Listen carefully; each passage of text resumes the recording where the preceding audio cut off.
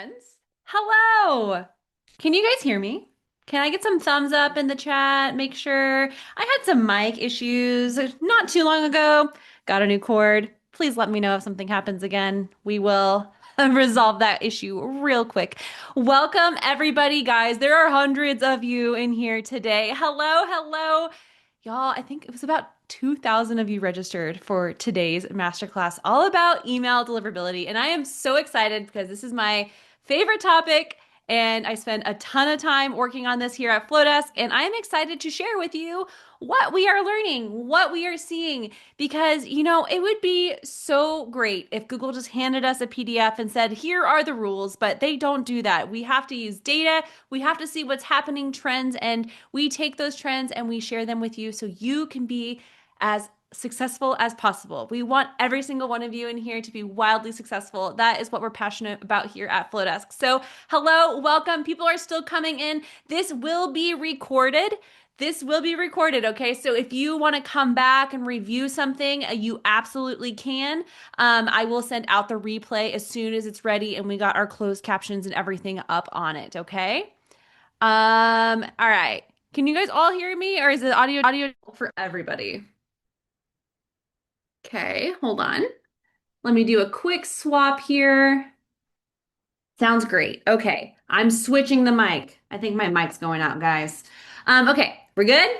Beautiful. Audio is great. Excellent. Okay, so a couple of housekeeping things. First and foremost, my name is Dawn. I am the product education manager here at Flodesk. I am celebrating my 2-year anniversary here at Flodesk this week. I am so honored to be here. I love everything about this community and what we are building for y'all, and so excited to be here. Thank you, Nat. That's so nice. And I have been a Flodesk user since the day that they launched. I have used Flodesk for 2 small businesses myself. It helped me make multi 6 figures in those businesses, and I'm here to show you how, okay? So just know that I'm not just here because I work for Flodesk, but I'm also here as a small business owner myself, and I am here to share anything that I've learned so that you can be successful as well, okay? Also, I am not doing this alone. I could not do this without my incredible team that helps me with these masterclasses. Today, we have Erin, we have Petra, and we have Ted from our member experience team. We also have the incredible Lauren, who is actually our email marketing manager for Flodesk. She runs all of the emails for Flodesk, okay? So Lauren, they are all here. They are all cameras off. Say hello in the chat, friends. But they are here to answer questions that you may have, to be a resource, to be somebody I can look to if there's something that I don't know or to get some validation from. They are all here to support. Now, that being said, there are hundreds of you in this call today, okay? If we had all of the questions in the chat, it's just gonna get really crazy really fast. So I want everybody to go to your Zoom. There is a little button, it might be under more, but it says Q&A, okay? There's a Q&A box and you want to use that Q&A box to answer or ask any questions you have, okay? That is where Petra, Erin, and Ted will be. They will be answering questions there. If there's a question that's better suited live, I will be answering it at the end. But again, if you have questions, please use the Q&A box to ask those questions, okay? Last but not least, again, there will be a replay shared most likely tomorrow morning because I do need to make sure that we have closed captioning added to this email or to this video so it's fully accessible, and that takes a little bit of time. So please be patient. I will get this to you as soon as it is ready. And let's just go ahead and dive in. Let me get all my windows moved up here. I got all this stuff going around. Beautiful. Also, Petra just mentioned, if you are not yet in our Facebook Insiders group, please join us. The incredible Petra is there.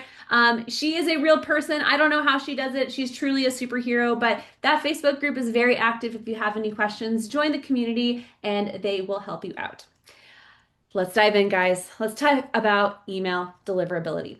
Okay, so this is an interesting topic, okay? And I want to come to you with some transparency. I want to come to you with some honesty that this is not a black and white topic, okay? This is not something like if you do these things, you're going to be guaranteed to be in the inbox every single time, okay?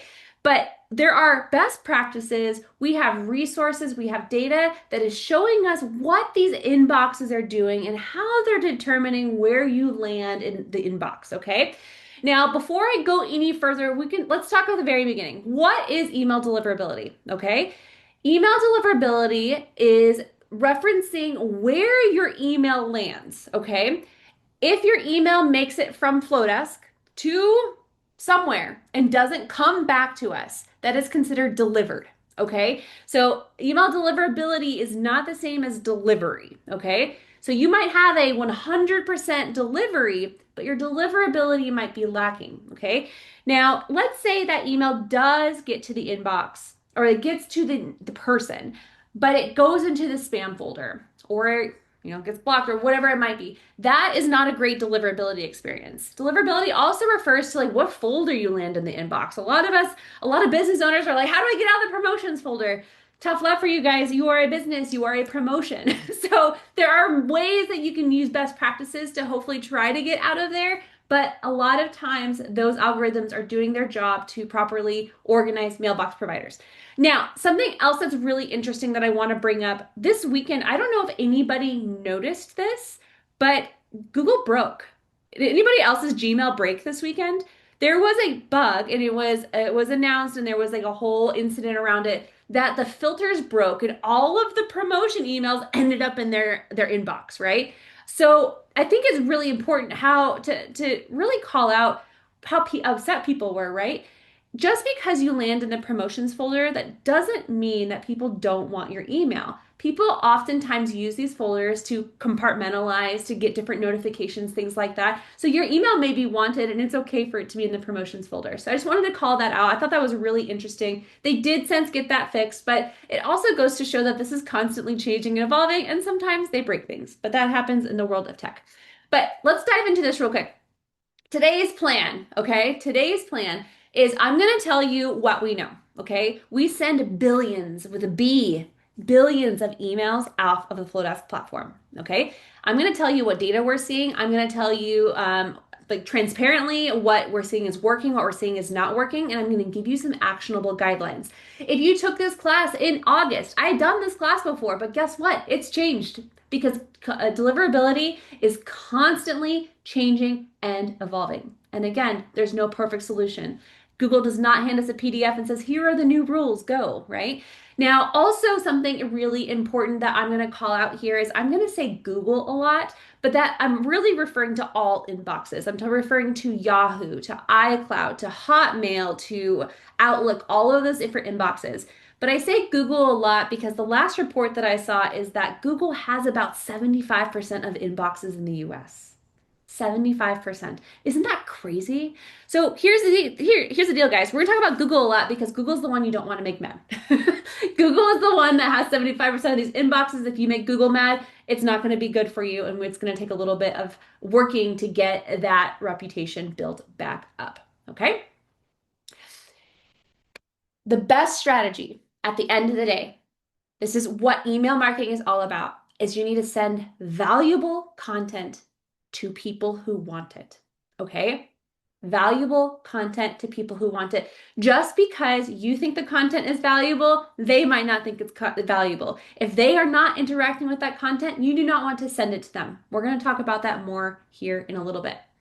But with some of these best practices, great results are going to follow. And I'm going to show you some receipts. You want to see receipts? These are real emails, real screenshots, real emails. Some of them mine, some of them not, some of them Flodesk, some of them partners.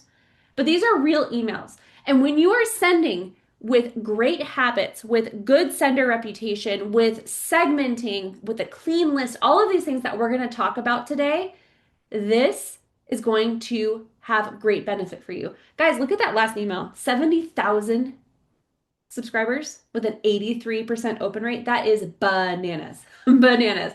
And we see this across, right? It's not just the one email that's doing well. We're seeing it across the whole platform. We're seeing people with great open rates. We're seeing people with great click rates that are sending lots and lots of emails. So just wanted to show you receipts, showing you that it's possible. Again, it's not perfect. I know some of you got our registration email in the spam folder, which is quite ironic, and it is what it is. But you know what? We can't control it. I can't tell Google that this email is going to be in their inbox every single time. We are playing the same algorithm game as you are. And at the end of the day, we're on the same IP pool as you are. We are all sharing the same situation here. Okay? So let's dive in. First and foremost, something I want to call out. If you saw a big change in your open rates, your click rates, anything, December after Black Friday, you are not alone. Okay? You are not alone because there was a shift. Google even had an announcement. They don't normally announce when they make changes, but they said that they were tightening requirements on who would be allowed to send emails. There was a big tightening, and we saw a significant shift that in our support tickets that people were starting to see their emails in spam a little bit more. We saw some deliverability rates drop. We saw all of this happen. Now we have to react, okay? With email deliverability, the worst thing that you can do as a user, as somebody that's sending marketing emails, is not adapt to the changes, okay? Just because something worked last year, just because something worked 6 months ago, doesn't mean you can keep doing that and expect the same results. These inbox providers are in the business of protecting their users, okay? And okay, here let's some real I need hands up. I need yeses in the chat. How many of you have gotten an email that's somebody pretending to be PayPal or Amazon or DocuSign or something? Those emails are scary. They're malicious. I get so many phishing emails. I got this DocuSign one the other day that I was like really not sure about.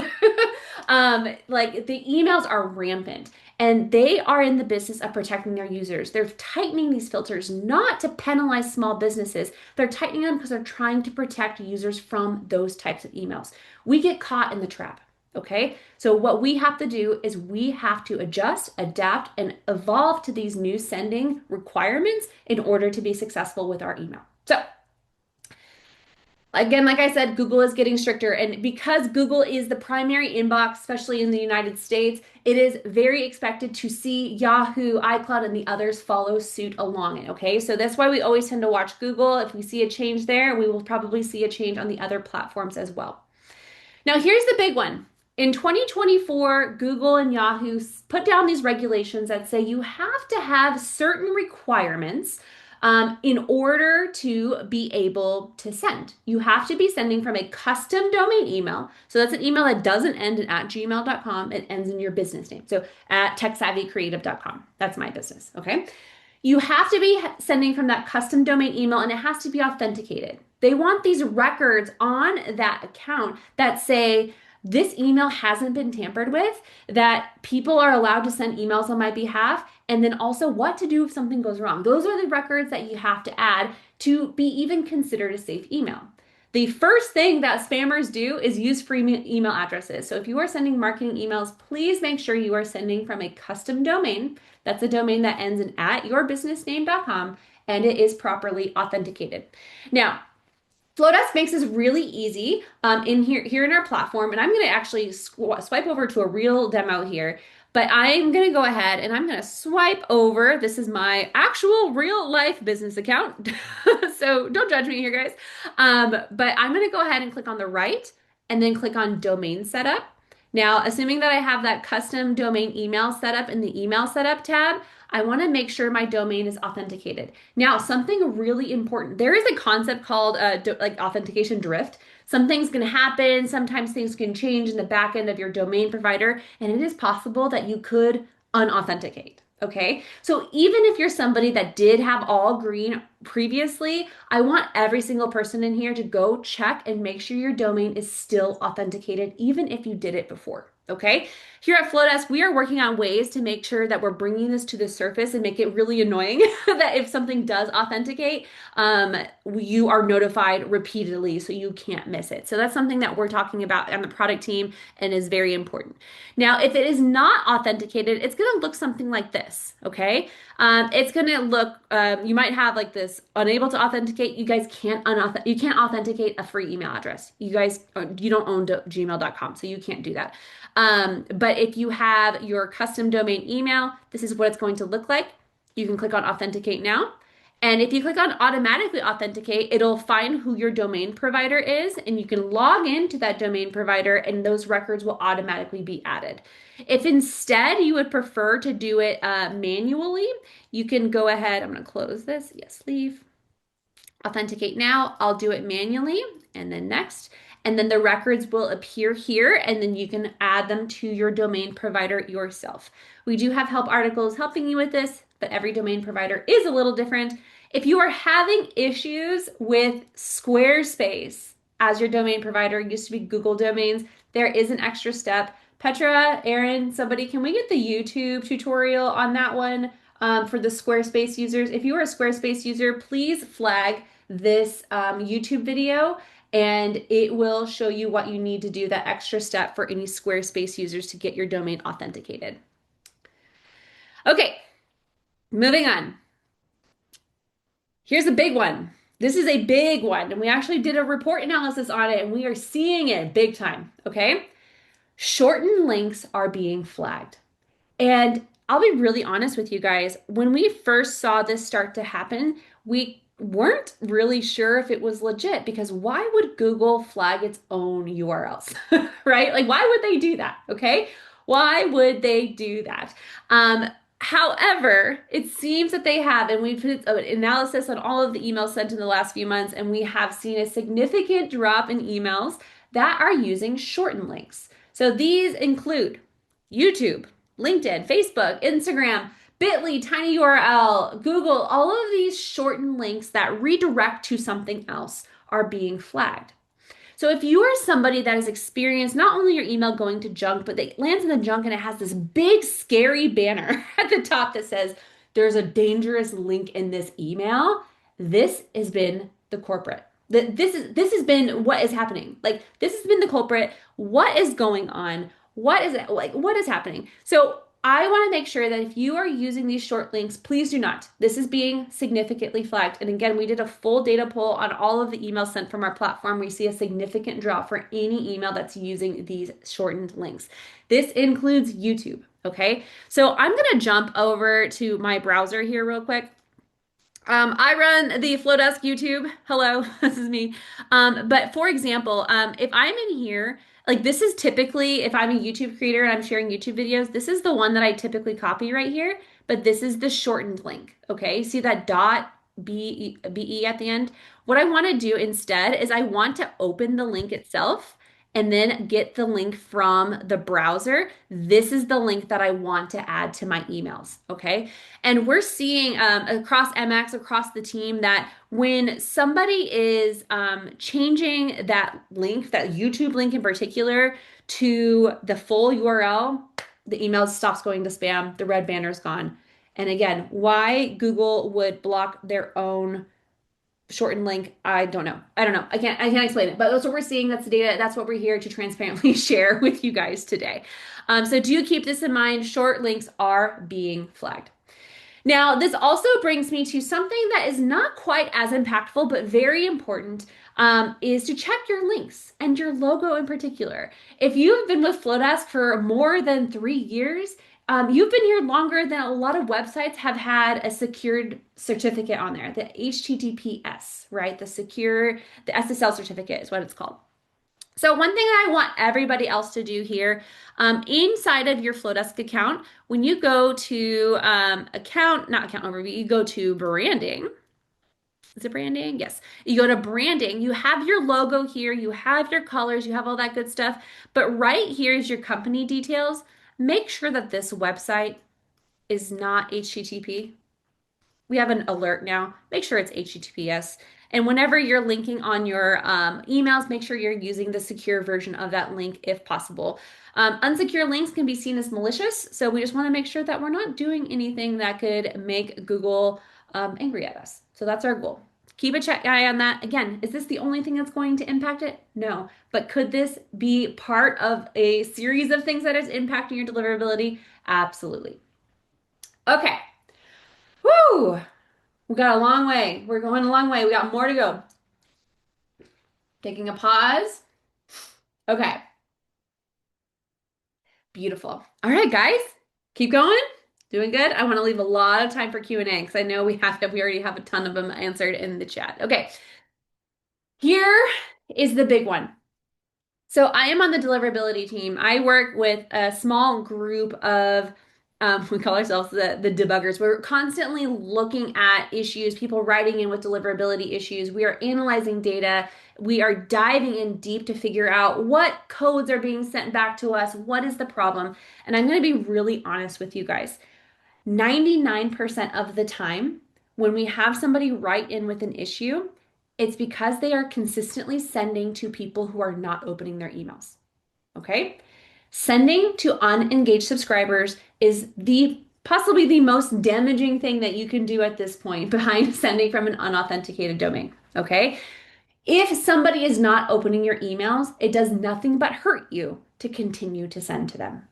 Now, is this perfect? No, but this is the big one. Okay. And I know that analytics can be a little wishy-washy. There's bot clicks. Like, did they really click? Did they actually open it? I don't know. Apple Mail is weird. It's not a perfect system, but I can tell you right now that 90%, 99% of deliverability issues that we see here at Flodesk are due to consistent sending to unengaged subscribers. So, what do we do? We need you to focus on quality subscribers, okay? People that are opening and engaging with their emails, people that are clicking on them. And also something that's really interesting to me is recency is valued more by inboxes than history, okay? So just because you have somebody that opened the last like every email the last 5 years, if they stopped interacting with you in the last 6 months, they are not valuable to your list anymore. Okay? Recency is valued more than history. So we're going to focus on those quality subscribers. Who is engaging now?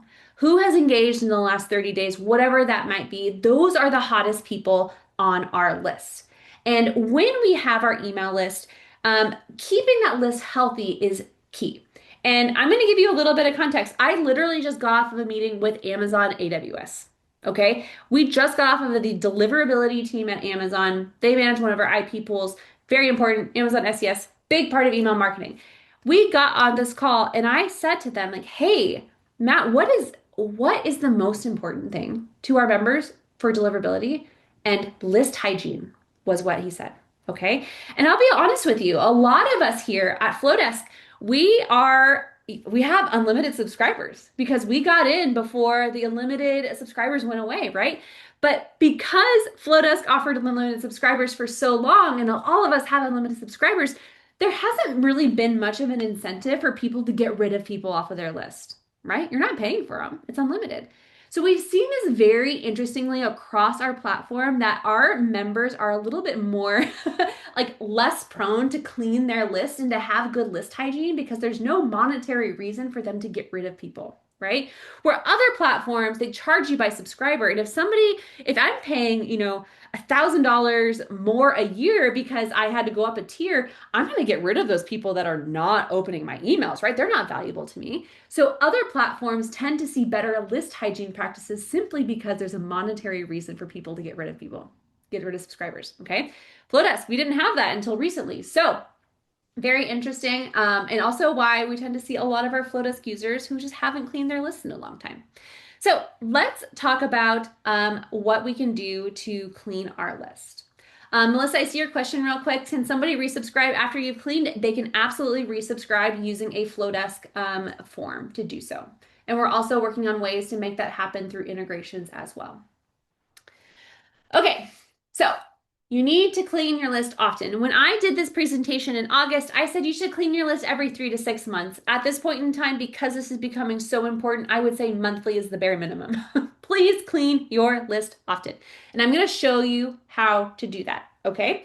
Now, this is a recording of me doing this because I don't want to show you, this is my real emails, so I was blocking my emails here.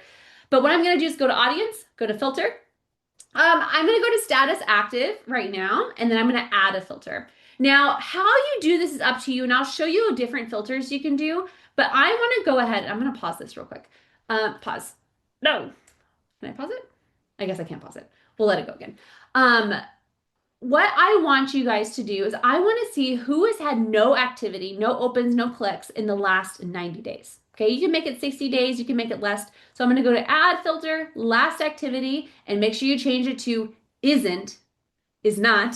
Last activity is not in the last, we'll say 90 days for this example. Okay, so when I apply that, that is going to show me everybody on my list who has not interacted with any of my emails in the last 90 days. What I'm going to do from here is I'm going to select all. You see that little checkbox at the top? I'm going to select all subscribers. I want to add them to a segment, and I'm going to create a segment called cold. Okay. You can see I actually have one because this is my real account. But we're going to add them to a segment called cold. And these are the subscribers that I do not want to engage with because they are not engaging with me. Okay.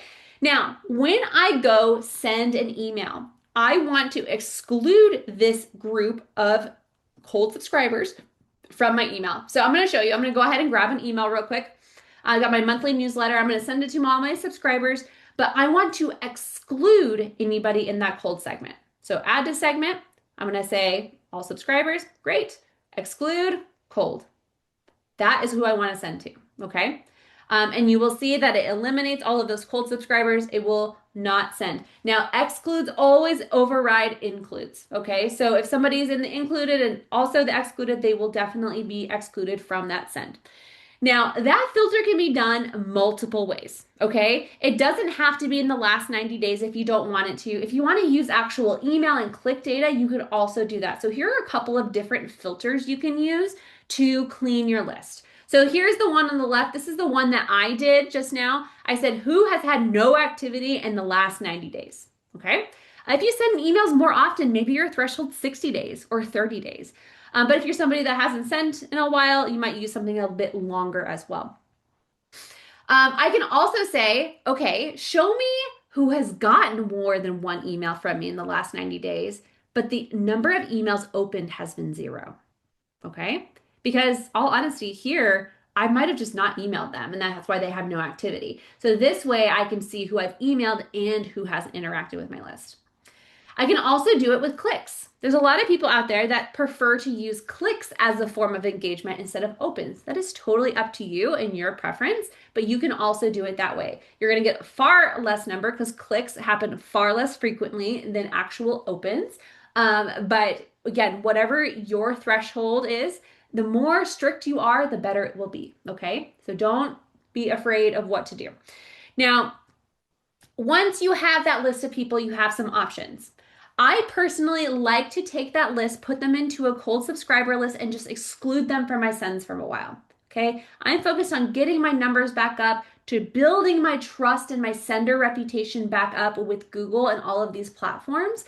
And then I'll figure out what to do with them. Okay. If I want to try to bring them back in with an a re-engagement campaign, I can. But for now, I'm going to exclude them. I can also choose to delete them. Now, if you delete them, it clears them out of Flodesk. Their data is gone. You will not see them out of sight, out of mind. They can come back with a CSV upload, or if they resubscribe, they can also come back. You can also unsubscribe. Now, if you unsubscribe somebody in Flodesk, they stay in Flodesk, but they're marked as unsubscribed and you cannot email them, okay? They cannot be emailed. However, all of the data about what they've opted into, what segments they're in, all of that stuff does stay in the system, which is really nice. I personally unsubscribe people because I like to see where they came from historically. But you will not be able to email them again unless they sign up using a Flodesk form. Okay? Okay. All right, guys, moving on. Leanne, I would enlarge my screen, but it's a slide. I cannot make it larger. I'm sorry. On Zoom, you should be able, there's a Zoom, on Zoom, there's like a little magnifying glass that should allow you to open it up. Now, one more thing before we move on, guys. There have been conversations about a re-engagement campaign. Re-engagement campaigns, that used to be something that was very popular. Everyone's like, no, don't delete your list unless you have done the re-engagement. It's a very sensitive topic now. I would proceed with caution, okay? If you decide that you want to attempt to reach out to these cold subscribers, you definitely can, but know that it can also be very damaging. If you choose to do so, I would recommend breaking that into small lists, really small pieces. Take that cold segment, make smaller segments, I don't know, 100 people, whatever it is at a time, and send just in small batches, okay? If you send it to all of them and that email performs not well because, again, they are your unengaged subscribers, it's going to hurt your sender reputation. And this is all about our sender reputation, how Google, how Yahoo perceives us. We don't want to damage that sender reputation. If you want to re-engage, first, I would make sure you're in a really healthy place. Make sure that your emails that you are sending to your engaged audience are doing great. Make sure everything looks fine. You're not having reports of spam and all of that good stuff. You're going to do this very strategically. Send in small groups. We do this here at Flodesk. If we ever do some type of re-engagement campaign or we know we're sending to an unengaged audience, we'll break it up into smaller sends and we will start sending it. And if the data doesn't look good, we will pause. We will not send the next email. We will abort mission. We're done. We don't want to damage our sender reputation more. It is more valuable to us to keep our sender reputation intact so people who want our emails actually get them versus trying to re-engage somebody that has no longer shown interest in us. Okay. So do so with caution, be very strategic about it, and know that right now that this might not be the best thing to do, especially automatically. I would keep an eye on it and go from there. Okay. Next, doing good on time, just checking our time. I want you to consider turning on double opt-in. Now, this is something that some platforms do by default, something that we are talking about as well. But double opt-in is that extra step when somebody signs up for a form, they get an email that says like, "Hey, thanks for subscribing. Just want to confirm that you want to be on this email list." Okay, this is what my double opt-in email looks like. And I'm going to jump over here to Flodesk. Hold on. Come on, why can't I? There we go. Sorry, guys, trying to make my thing go. Okay, so if I go to my form to turn on double opt-in, I'm going to go to the form that I want to turn it on for, go to settings, and right here at the top of my form settings, you will see double opt-in. So I can turn it on right there. To customize that message, I can click on customize this opt-in message, and this is where you will see what you kind of see on my screen or on the slide deck. But this is the email that they will receive asking them to confirm their subscription. So are you going to get less people because of the double opt-in and they didn't confirm your subscription? Yes. But are you going to get a higher quality audience because you have double opt-in turned on? Also, yes. Because if they're taking the time to go confirm their subscription, they are very clear that they want to be there. That's going to ensure that you have higher quality subscribers. So we definitely recommend turning on that double opt-in if you are able to. Okay. Next, I'm looking at avoiding low quality imports. Okay, so this is really important, especially in industries. Okay, so some industries, realtors in particular, are one where they tend to obtain lists that are not theirs. People did not directly sign up to receive updates from you, or maybe you're part of a bundle or a wedding fair or whatever it is. Those are considered low quality imports because those people did not explicitly say, "I want to be on your list." So people are going to get emails from you. They're not sure how they got there. They're going to disengage. And worst case scenario is they're going to mark you as spam. So we want to be very careful with these low quality imports and be careful where you're getting these people.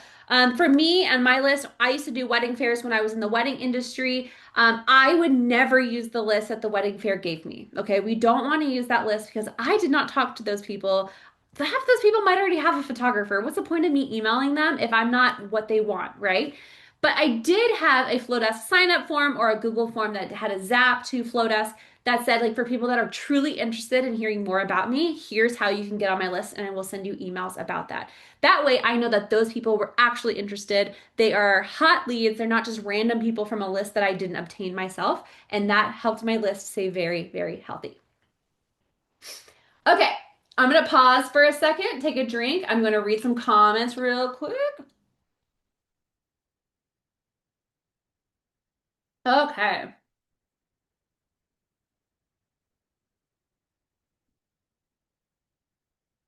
Guys, if you have questions, please drop them in the Q&A. Okay, Connie, the question is what are the recommendations for resending double opt-in for those who didn't? Um, what you're gonna do, Connie, what you're gonna do here in Flowdesk. So, oh, I can't click on the audience tab.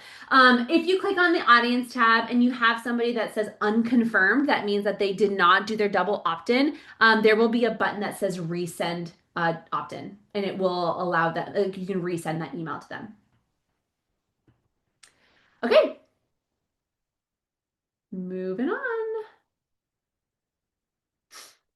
Mary, we do have a help article. Petra, can you get a help article about double opt-in?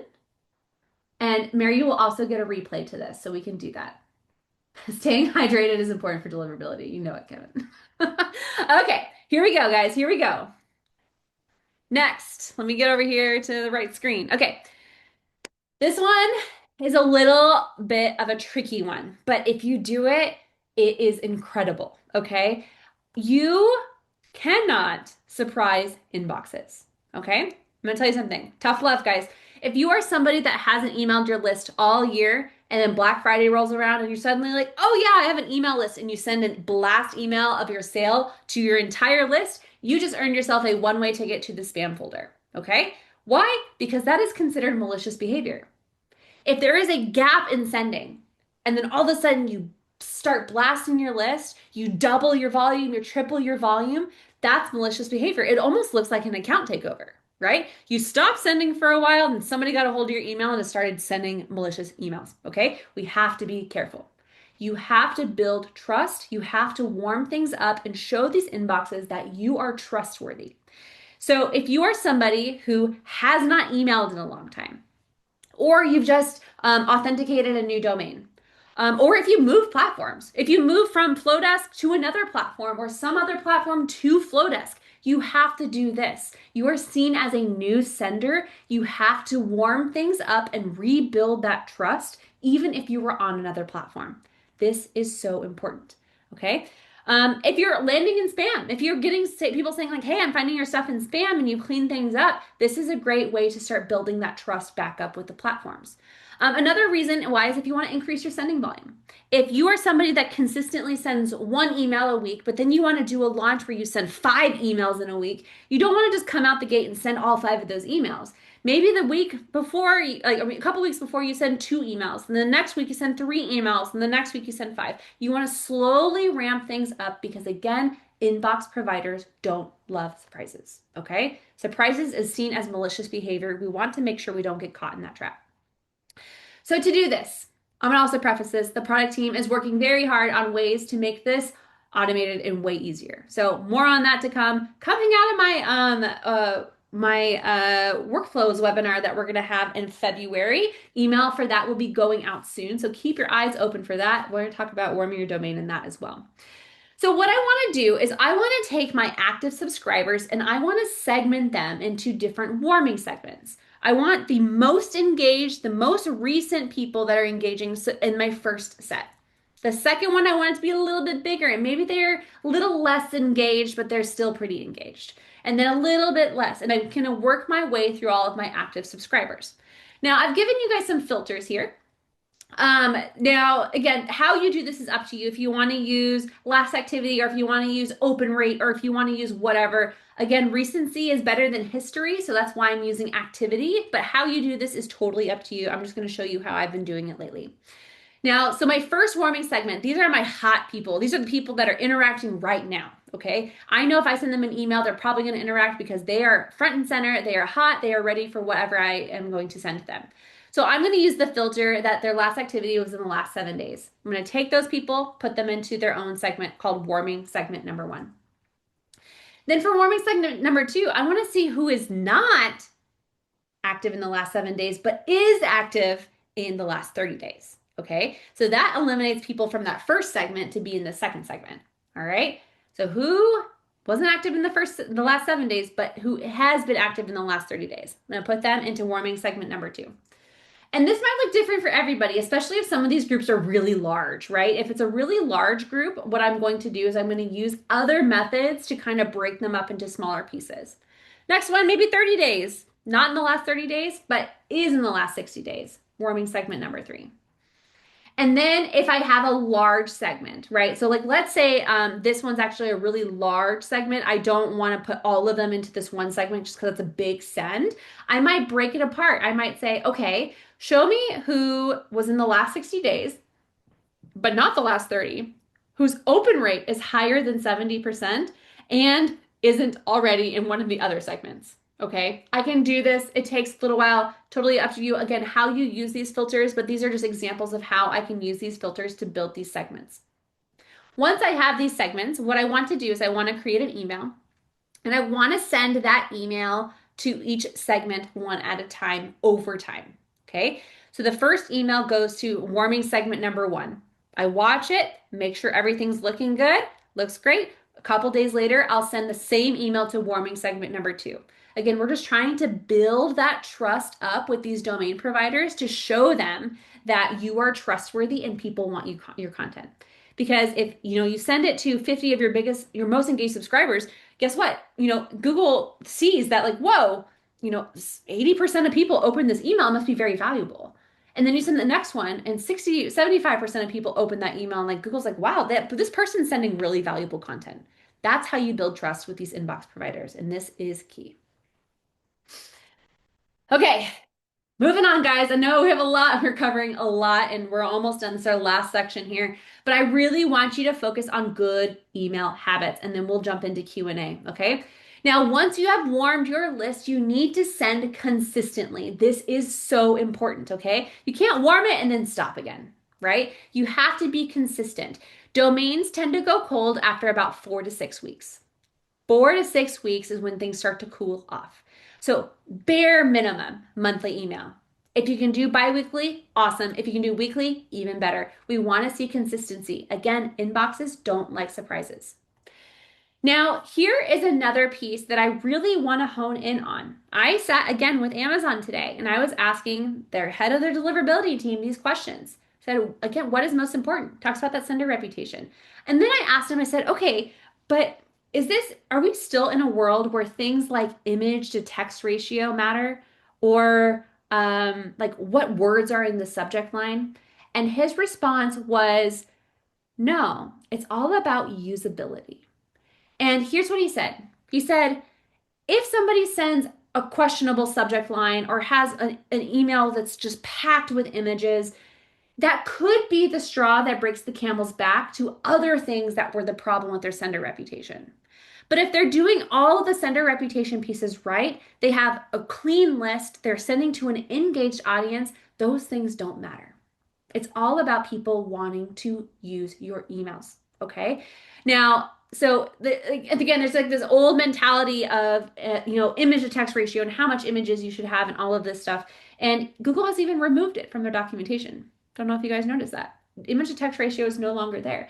Spam words, not as much of as a problem if you have other practices that are keeping things afloat. Again, so I just want you guys to keep this in mind. It's all about usability. Usability. This also means accessibility. Okay, we want all of our users to be able to consume our emails. This is so important. If you are using a layout block or an image inside of Flodesk, please make sure you are adding alt text to it. Okay, let me show you how.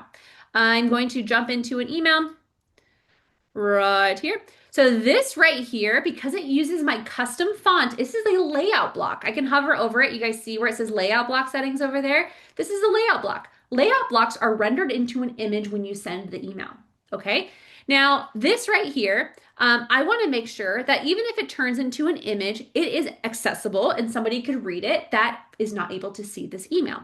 So what I'm going to do is I'm going to click on this layout, go to block, accessibility, and then I can add a description of what that is. Since this is just a few words of text, I'm just going to add the text. So if that image does not appear or if somebody's not able to see the image, they can still read the email.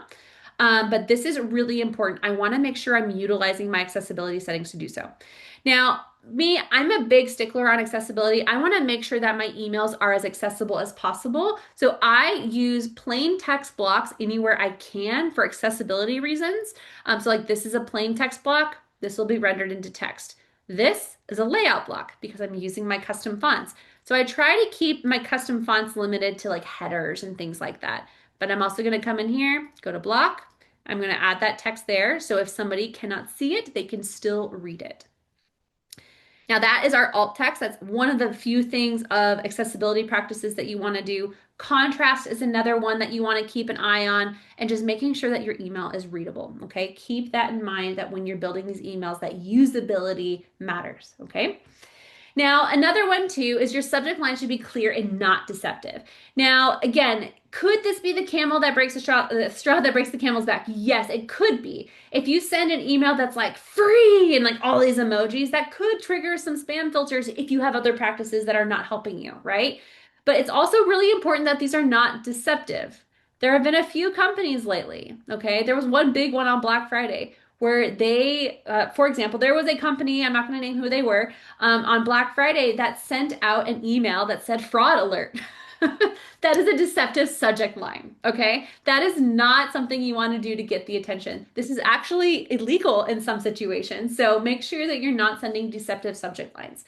Now, if you're wanting to make sure that you're sending subject lines that aren't caught in filters, especially if you have questionable sender reputation, avoid things like all caps subject lines or free or urgent is something that really drives that can be seen as negative to these inbox providers.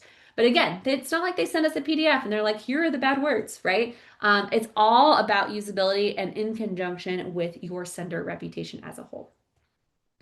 All right, moving on faster. This is an important one. We have a whole masterclass on segmentation, but segmentation is the magic of email marketing. It allows you to get the right message to the right people. And when you are segmenting, this is old data. It's probably even more at this point. But when you're segmenting, when you're sending a blast to your whole audience, the average open rate was something really small, like 15%.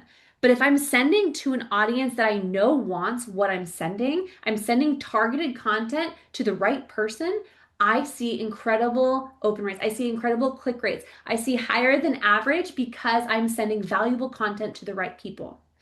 Now, again, I'm not going to spend too much time on these, but there's so many ways to segment your list. Inside of your forms, you can add form preferences so they can choose what they want to hear about, and each of those you can link to a segment. Inside of your emails, when somebody clicks on a link, you can add them to a segment so you can categorize what they're interested in.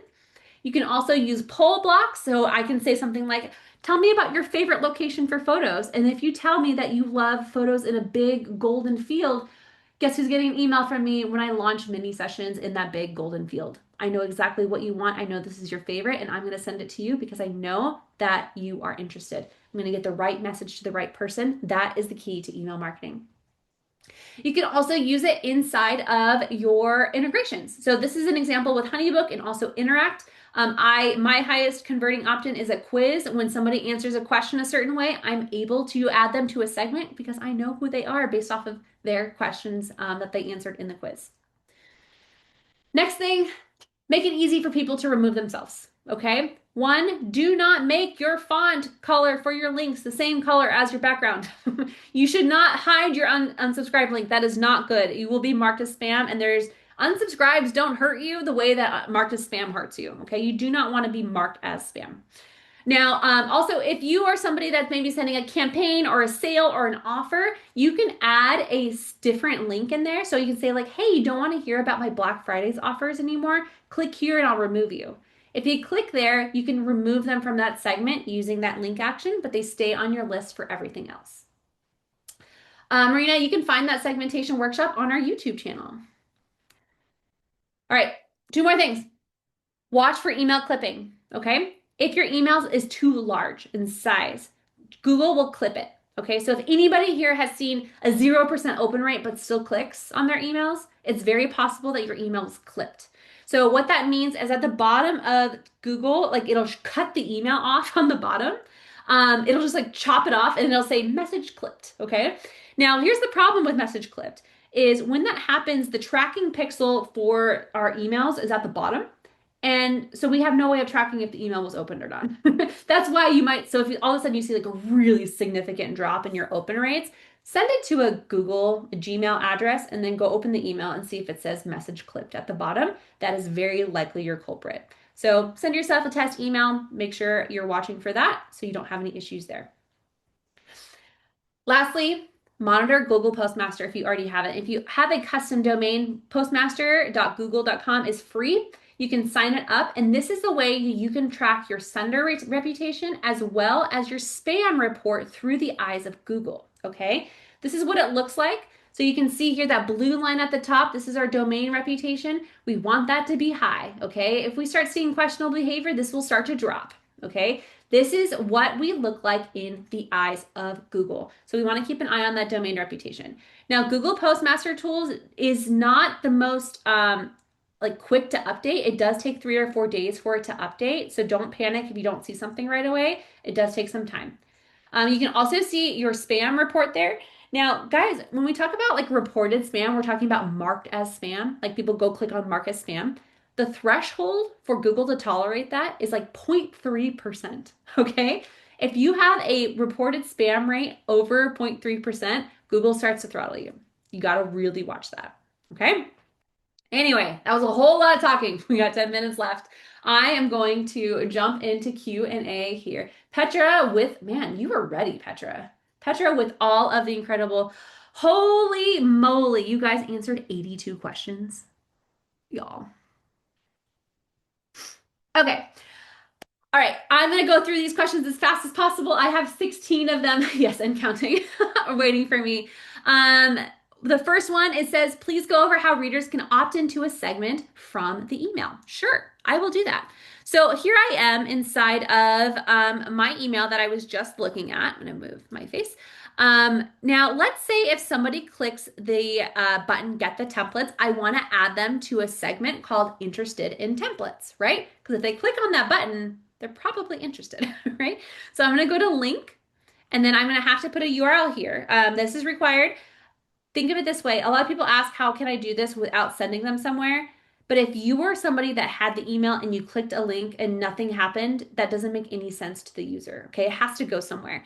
If you don't have a place for it to go, I recommend making a place on your website. So I have one that's just techsavvycreative.com/thanks. And it'll say like, thanks, I've updated your preferences. Like you're good to go. You can also link to a GIF. There's a lot of different things you can link to, but you have to link to somewhere. But to add somebody or remove them from a segment, I'm going to go down here to link actions, click choose action, add to segment, and then I'm going to say interested, and then templates. I just created that segment. So now if somebody clicks on this button, get the templates, they're going to go to this page, but also they are going to be added to that segment. Okay, moving on.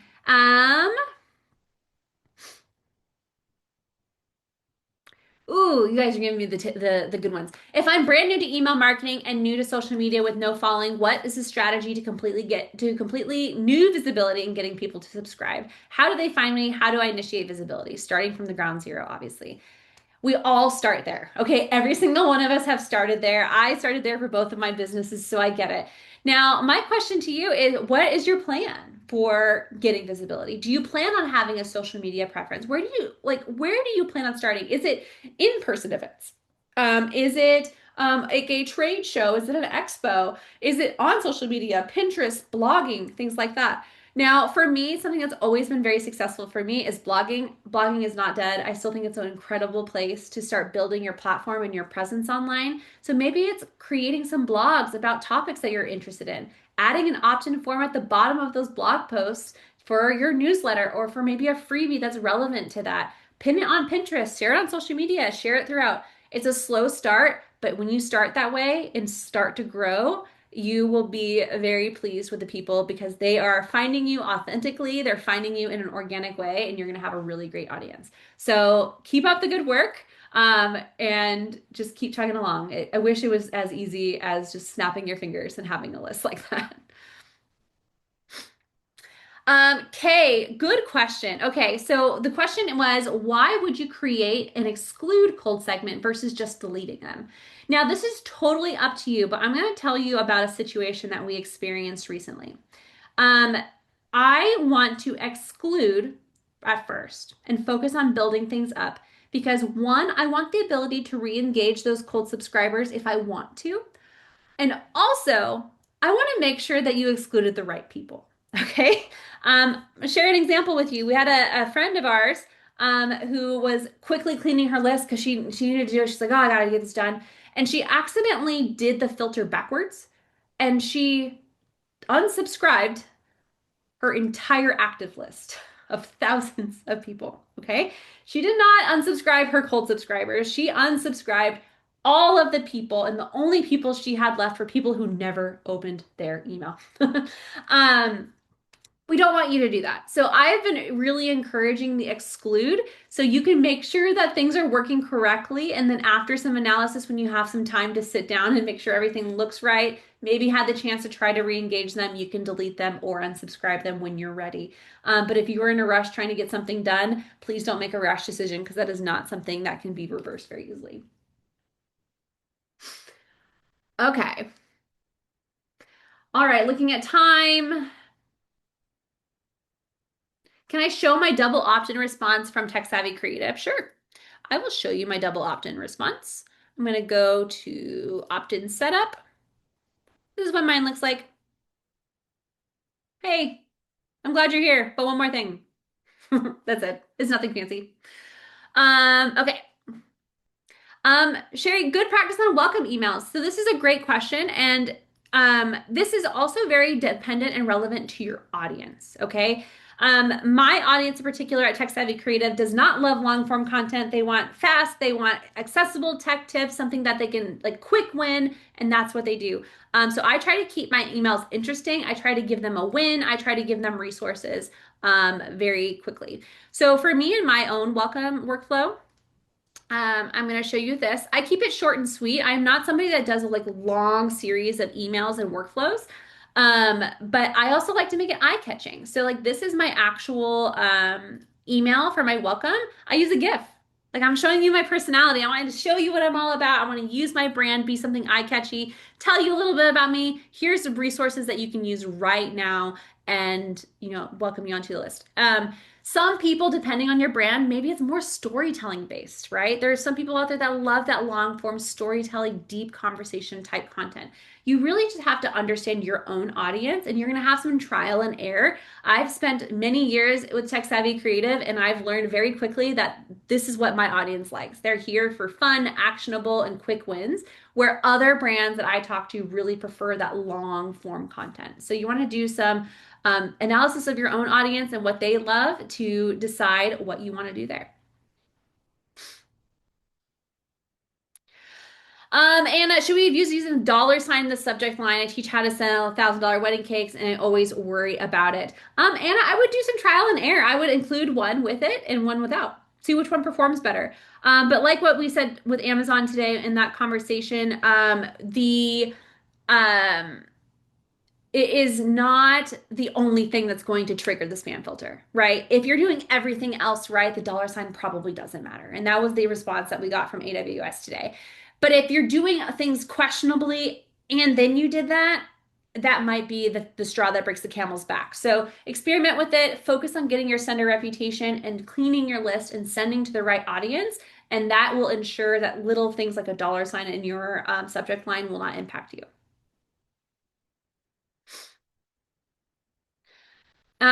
Kim, great question.